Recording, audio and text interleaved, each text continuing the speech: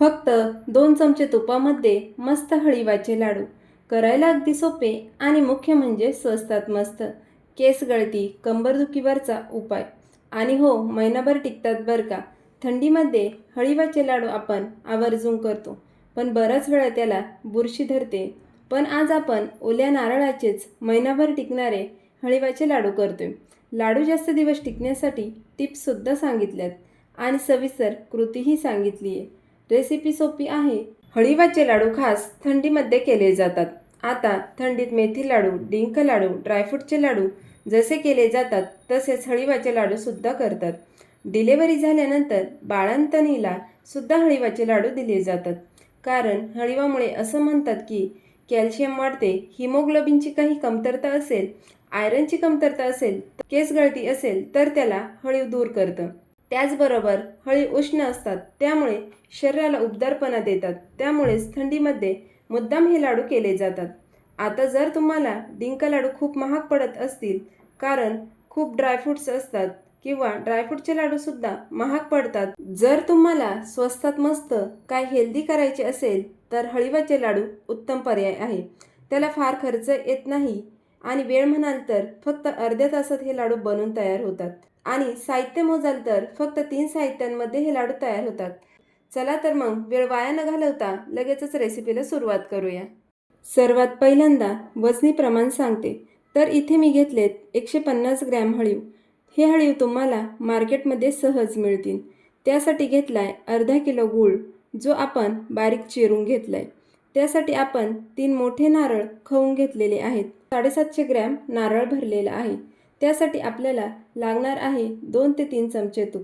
तूप नाही वापरलं तरी देखील चालेल, पण मी इथे फक्त 2 ते 3 चमचे तुपाचा वापर करणार आहे. थोडे पिस्ताचे काप आणि थोडे काजूचे काप. आता वाटीचं प्रमाण बघूया.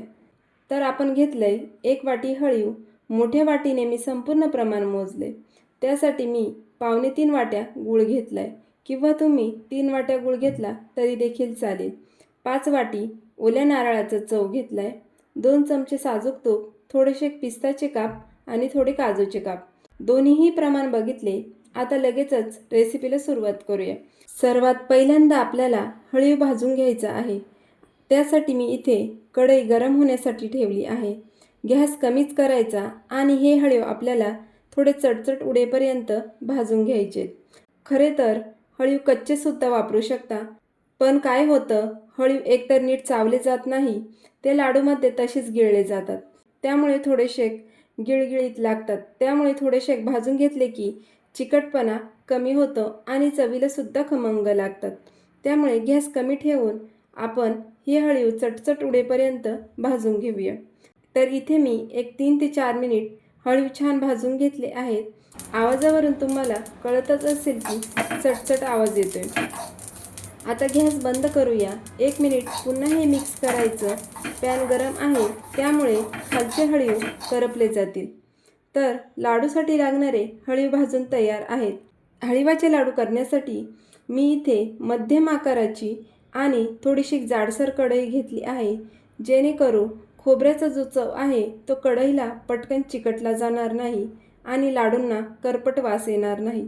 तुमच्या घरात कोणतंही जाड भांडं असेल, कढई असेल, टोप असेल किंवा कोणतं पातेलं असेल, ते सुद्धा तुम्ही इथे वापरू शकता. यामध्ये घालायचे 2 चमचे साजूक तूप. पण जर तुम्ही तूप नाही घातलं तरी देखील चालेल, कारण छान नारळाला तेल सुटतं. त्यामुळे तुपाची गरज नाही, पण थोडीशी चव छान यावी यासाठी 2 चमचे तूप घालायचे. आता यामध्ये घालायचं ओल्या नारळाचं चव. त्याचबरोबर भाजून घेतलेले हळीव घालायचे आणि हळीव आपण नारळासोबत छान असं मिक्स करून घ्यायचे. आणि नंतर यामध्ये घालायचे चिरलेला गूळ. हे पुन्हा एकदा मिक्स करून घ्यायचे. खरं तर इथे आपण ओला नारळ घेतलाय. नारळाला जी मागच्या बाजूने काळी पाट असते ती सुरीच्या मदतीने काढून मग किसून वापरला तरी देखील चालेल, किंवा डायरेक्ट हे मिश्रण मिक्सरमध्ये बारीक फिरवून घेतलं तरीही चालेल, किंवा नारळाच्या मागच्या बाजूची जी पाट आहे ती नाही काढली तरीही चालेल, कारण गुळामुळे किंवा हळीवामुळे या लाडूंना रंग तांबूसच येतो. त्यामुळे नारळ तुम्ही कसाही घेतला तरीही हरकत नाही. यात हे संपूर्ण पदार्थ छान असे मिक्स करून झालेत. आता आपण यावर झाकण ठेवूया आणि याला 1.5 ते 2 मिनिट असंच ठेवूया. म्हणजे गूळ यामध्ये आपोआप विरघळला जाईल. मग आपण पुढील प्रोसेस करूया. 1-2 मिनिट आपण याला मंद आचेवर झाकून ठेवलं होतं. याने काय झालं, गूळ पटकन मऊ पडतो आणि नंतर मग परतायला सोपा पडतो.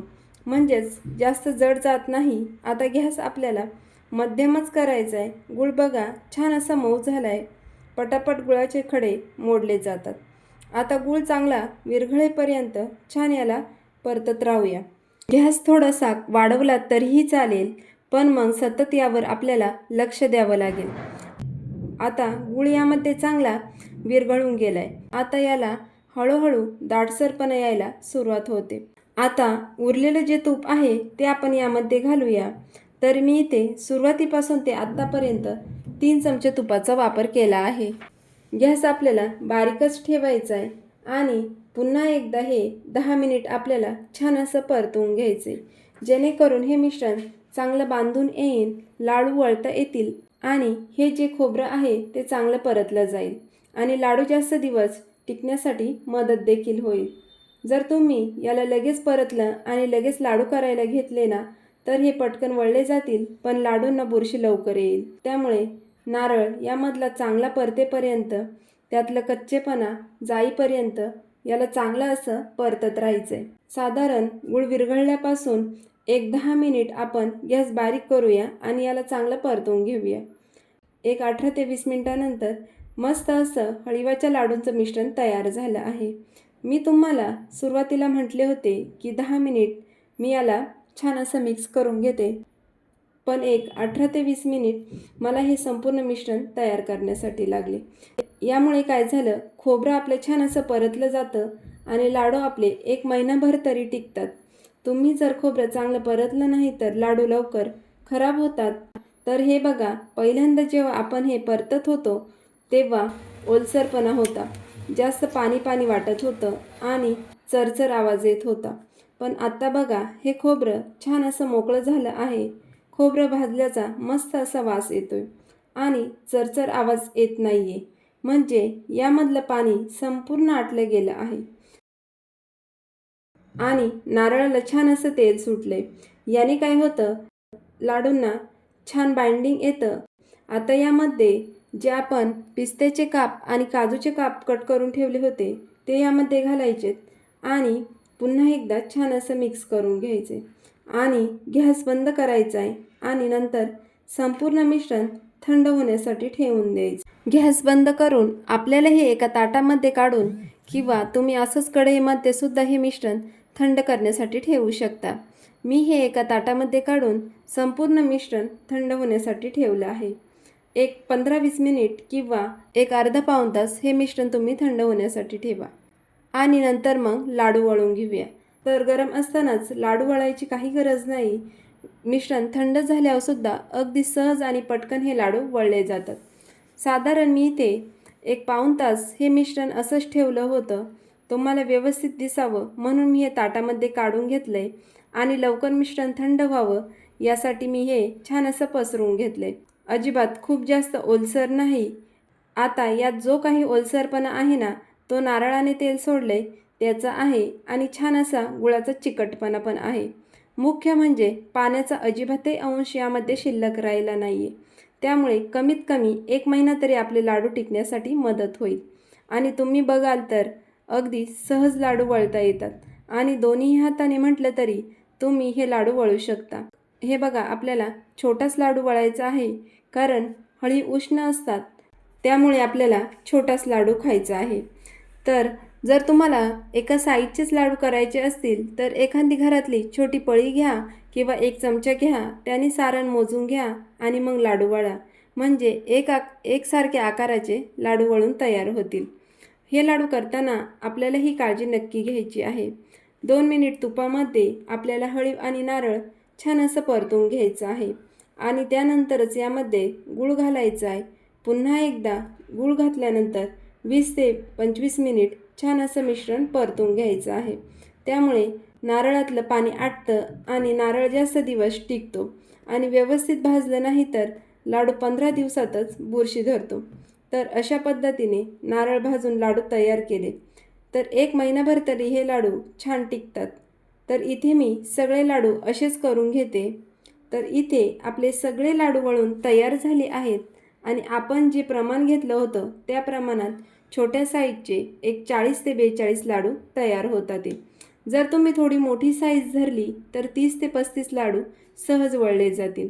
आणि वजनी प्रमाण म्हणाल तर 1100 ग्रॅम लाडू तयार झाले आहेत. आणि ज्यावेळेस आपण लाडू वळत होतो ना त्यावेळेस माझ्या हाताला खूप जास्त तेल सुटलं होतं.